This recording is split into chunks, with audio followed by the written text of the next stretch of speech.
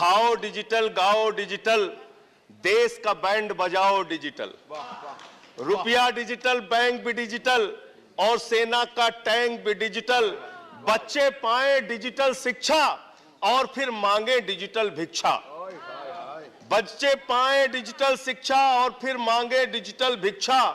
Digital doctor, digital गोली, digital Eid और digital Holi, digital सड़क पर डिजिटल कार, डिजिटल संसद और सरकार, डिजिटल खेत में करो किसानी, डिजिटल खाद और डिजिटल पानी, डिजिटल दूध और डिजिटल गाय, डिजिटल चीनी, डिजिटल चाय, भर के खाओ डिजिटल रोटी और फिर कर दो डिजिटल पोटी।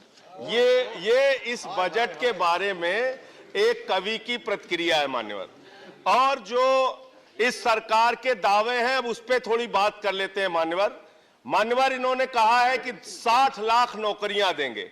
मैं पूछना चाहता हूं, आपने तो स्वयं स्वीकार कर लिया, पहले तो आप 2-2 करोड़ करके लोगों को मूर्ख बनाते रहे और अब आप खुद स्वीकार कर रहे हैं कि 2 करोड़ आपके बस की नहीं है। अब आप 60 लाख नौकरियां देने की बात कह रहे हैं। और आप नौकरियां कैसे दे रहे हैं नौजवानों को मान्यवर?